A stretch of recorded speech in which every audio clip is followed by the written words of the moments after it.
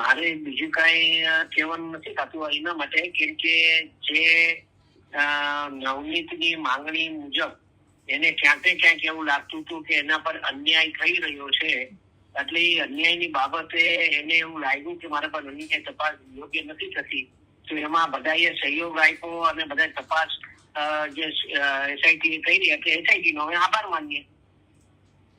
1 ફેબ્રુઆરીએ કોળી સમાજ એક મહાસંમેલન પણ કરવાના છે, તો હવે નવનીતભાઈને ન્યાય મળ્યો એવું લાગી રહ્યું છે સમાજને, તો એ સંમેલન કરશે કે કેમ?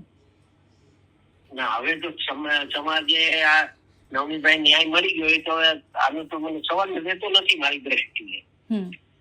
ન્યાય આપવાની બાબત હતી, ન્યાય મળી ગયો છે એમને.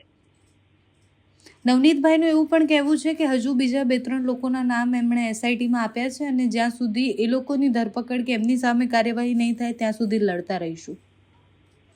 ના ના ના ના, એવું નથી, મારી દ્રષ્ટિએ નથી. બધાના નામ હતા, જેના નામ હતા બધાનું નામ આવી ગયું છે, એવું કઈ છે નહીં.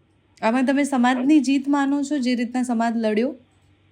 સમાજની જીત એટલે એવું કે બેન આમાં જે વાસ્તવિકતા હતું એમાં ન્યાય મળી ગયો છે, એટલે કૃષ્ણ બીજું કઈ રીતે નથી. Thank you so much Hirabhai. Thank you બેન, થેન્ક યુ.